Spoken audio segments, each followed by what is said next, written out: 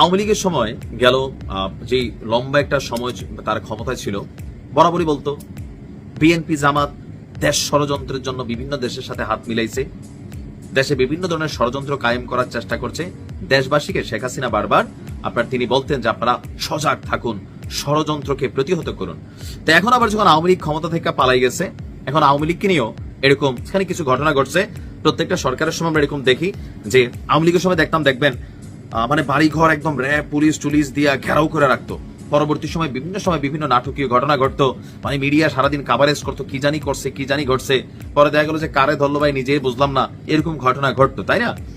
But এই মুহূর্তে তখন সরকারে যারা ছিল তারা যা বলছে সব সঠিক, এখনো যারা সরকারে আছে তারা যা বলছেন সবই সঠিক, কারণ সরকারই সরকার। যাই হোক, অন্তর্বর্তী সরকারকে উৎখাত করতে ভারতে অবস্থানরত শেখ হাসিনাকে দেশে ফিরিয়ে আনার আগস্ট রিটার্ন হিট প্ল্যান নাকি একটা পরিকল্পনা ছিল। আগস্ট রিটার্ন হিট প্ল্যান মানে শেখ হাসিনাকে আগস্টে ফিরে আনবে। তো সেই পরিকল্পনার বাস্তবতা কি, এটা ভেস্তে গেছে। আর এই পরিকল্পনা বাস্তবায়নে ধাপে ধাপে ছিল ভয়াবহ সব নাশকতার ছক। তবে এদেশের রাজনীতিবিদদের আসলে বিশ্বাস নাই। ওই যে আওয়ামী লীগের সময় আমরা দেখছি লগিবোর্ডে যে কিভাবে মানুষ মারছে, বিএনপির সময়ও ঘটছে, জামাত ইসলামও ঘটাইছে। এদেশে ঘটনা ঘটায় নাই এমন কোনো কেউ নাই। এনসিপিও বিভিন্ন ধরনের কর্মকাণ্ড এখন ঘটাচ্ছে। ক্ষমতার জন্য আসলে এই দেশে সবই সম্ভব। যাই হোক, কথা বলছি যে দেশ বিরোধী এসব ষড়যন্ত্র নস্যাৎ করতে আপনার বিশেষ ভূমিকা রেখেছেন আইন শৃঙ্খলা বাহিনীর একদল দেশপ্রেমিক পেশাদার কর্মকর্তা। এই টিমে সেনা, পুলিশ বাহিনী সহ গোয়েন্দা সংস্থার সমন্বিত টিম নানাভাবে দিনরাত কাজ করেছে। এই শব্দগুলা খুবই পরিচিত বাঙালি জাতির কাছে, নিশ্চয়ই আপনার কাছেও, কারণ আওয়ামী লীগের সময় সারাদিন হাসান মাহমুদ এরকম কথা বলতো, আর এখন আমরা ভিন্নভাবে শুনছি। তো এর ফলে এখন বলা যায় ষড়যন্ত্রকারীদের প্রথম দফার অপতৎপরতা ব্যর্থ। তবে আওয়ামী লীগ কি বৈশা আছে? না। ফেব্রুয়ারিতে হতে যাওয়া আগামী জাতীয় সংসদ নির্বাচন বানচাল করা এবং বিএনপির ভারপ্রাপ্ত চেয়ারম্যান জনাব তারেক রহমান যেন দেশে ফিরতে না পারেন, সেজন্য নাকি দ্বিতীয় ধাপের ষড়যন্ত্র ছক হাতে নিয়েছে, যা হিট প্ল্যান 2, এবং এটা বাস্তবায়ন করবে কবে? অক্টোবর থেকে ডিসেম্বরের মধ্যে এটা বাস্তবায়ন করতে চায়। এই তথ্যকে দিয়েছে পুলিশের উচ্চ পর্যায়ের দায়িত্বশীল সূত্র দৈনিক যুগান্তরকে এই তথ্য দিয়েছে। তো কিভাবে সক্রিয় হচ্ছে আসুন দেখি। অন্তর্বর্তী সরকারকে ফেলে দিতে ফেসিসদের ষড়যন্ত্র পরিকল্পনা 2 সক্রিয় করা হচ্ছে।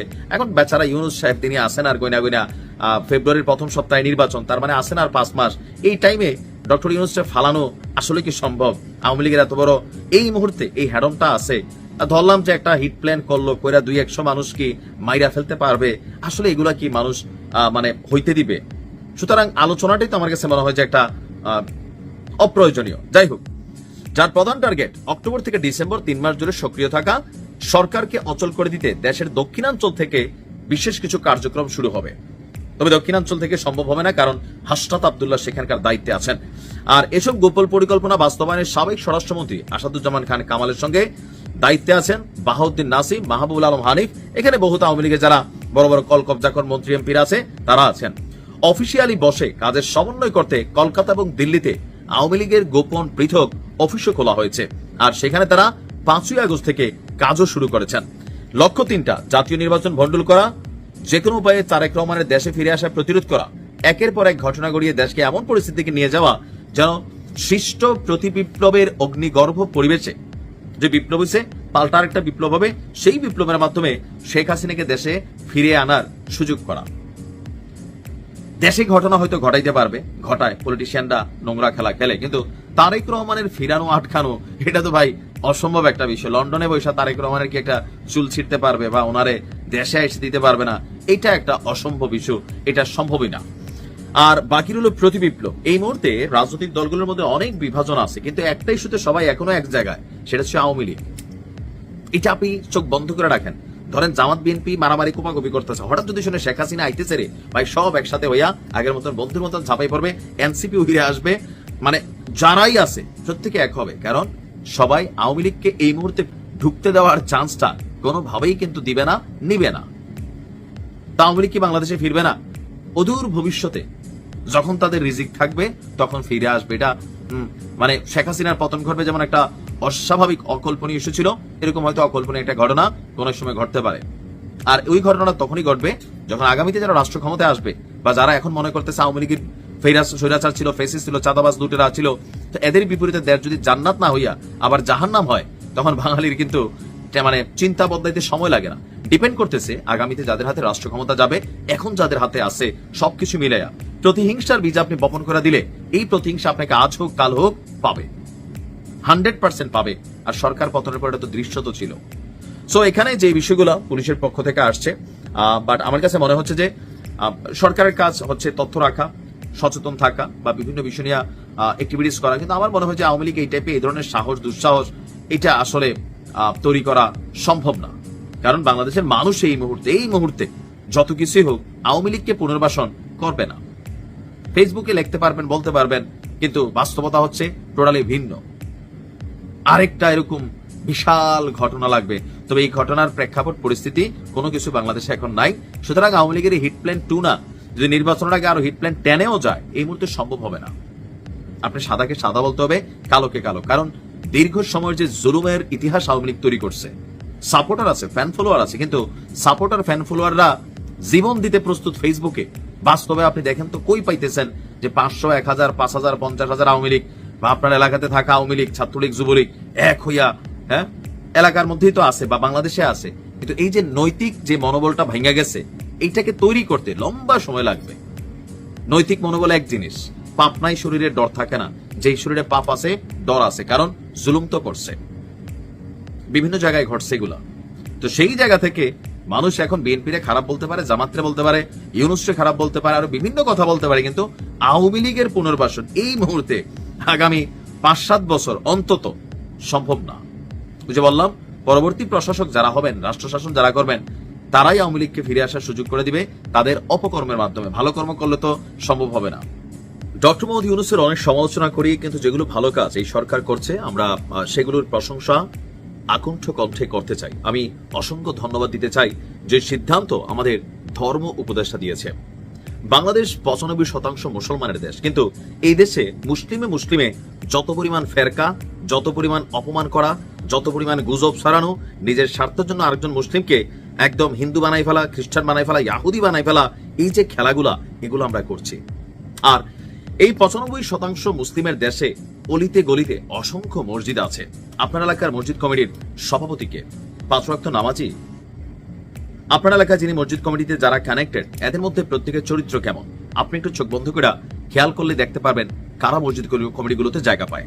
আর আরো একটা বিষয় হচ্ছে, এদেশে মসজিদ এবং স্কুলেও আমি সেম দেখেছি, ক্ষমতার পালাবর্তনে ঠাস করে রাজনৈতিক প্রভাবযুক্ত ব্যক্তিরাই বিভিন্ন মসজিদ, মাদ্রাসা, এলাকার যে ধর্মীয় প্রতিষ্ঠান বা শিক্ষাঙ্গনগুলোতে তারা বড় বড় কমিটিগুলোতে নিজেদের পদ পদবি বাগিয়ে নেয়। আর আমরা লোকাল পিপল হা করে চায়ে থাকি। তবে কঠিন সিদ্ধান্ত আসতে যাচ্ছে ইউনূস সরকারের পক্ষ থেকে, বিশেষ করে ধর্ম উপদেষ্টা। তিনি যেই বক্তব্য দিয়েছেন যে আগামীর বাংলাদেশে মসজিদ কমিটি হবে রাজনৈতিক প্রভাব মুক্ত। এখন আসলে এই সিদ্ধান্তটাকে বাস্তবায়ন করা বিষয়টা ততটা সহজ না, কারণ জাতি হিসাবে আমরা যারা জনগণ আছি, আমাদের ভেতর থেকে অনেক কিছু আমরা পরিবর্তন করতে পারবো না। তবে সরকার চেষ্টা করছে কিছু ক্রাইটেরিয়া ক্রিয়েট করার। অন্তর্বর্তী সরকারের ধর্ম উপদেষ্টা ডক্টর আফম খালিদ হোসেন বলছেন যে আপনার বাংলাদেশে যে মসজিদগুলো আছে, সেই মসজিদগুলোতে নতুন করে কমিটিগুলোর জন্য একটা রুলস রেগুলেশন সরকার মোটামুটি চূড়ান্ত করেছে, খুব শীঘ্রই সেটা সামনে আসতে যাবে। গতকালকে রাজধানীতে আপনার জাতীয় খতিব ফাউন্ডেশনের জাতীয় কনফারেন্সে অংশ নিয়ে তিনি আপনার বলেছেন, মসজিদ কমিটিগুলোতে যে স্বৈরাচারীপনা চলে, সেই স্বৈরাচারীপনা বন্ধে মসজিদ ব্যবস্থাপনা নীতিমালা প্রস্তুত করা হয়েছে, যা শীঘ্রই মন্ত্রণালয় থেকে গ্যাজেট আকারে প্রকাশ করা হবে। আর নতুন বাংলাদেশে ইমাম খতিবদের তুচ্ছ-তাচ্ছিল্য করার আর সুযোগ নেই। তো এখানে কি কি করা হবে, নেতৃবৃন্দ যারা ছিলেন তারা উপদেষ্টার কাছে বেতন ভাতা বৃদ্ধি, এগুলো আসলে সরকারিভাবে কতটুকু সম্ভব। বাংলাদেশে যেই সরকারি বেতনভুক্ত মসজিদগুলো আছে, এগুলো হাতে গোনা 5%, 95% মসজিদ হচ্ছে লোকাল পিপল বা আমি আপনি আমাদের মানে পকেটের টাকা থেকে আসলে এই মসজিদগুলো বা ইমাম খতিবদের বেতনগুলো চলে। কিন্তু যেই জায়গায় আমরা বরাবর আটকে আছি সেটা হচ্ছে কমিটি। একজন এলাকার ভালো মানুষ, একজন আমানতদার মানুষ, একজন 5 ওয়াক্ত নামাজি মানুষ, তাকে মসজিদ কমিটির সভাপতি বানানোর কথা এই দেশের মানুষ চিন্তাও করে না। তবে কমিটিতে রাখে 2-4 জনরে।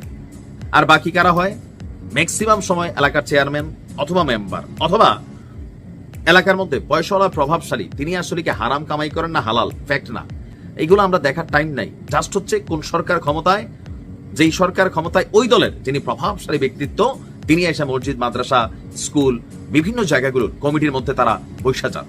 তবে এখন নীতিমালাটা কি তৈরি করা হয়েছে সেটা সম্পর্কে বিস্তারিত গ্যাজেট আসলে বোঝা যাবে। যদি গ্যাজেট আকারে আসে এটা মানতে বাধ্য হবে, কারণ এটা আইন হিসাবে সামনে আসবে। আমি চাই এটা আইন হিসাবে আসুক, যেটা উপজেলা প্রশাসনের পক্ষ থেকে বাস্তবায়ন করা হবে। এটা খুবই সুন্দর পদ্ধতি যদি হয়। তবে ওই যে বললাম না যে যত কিছুই হোক আমাদের লোকাল এলাকার লোকাল পিপল, লোকাল ব্যক্তিদেরকে ছাড়া আমরা আসলে কতটুকু সরকারের এই আইনটাকে পালন করতে সক্ষম হব। আমরা নিজেদের মন মানসিকতার মধ্যে আগে পরিবর্তন করতে হবে যে মসজিদ কমিটির সভাপতি কাকে বানানো উচিত। সিদ্ধান্ত আপনার। সরকার আইন করতে পারবে, বাস্তবায়নের দায়িত্ব আপনার।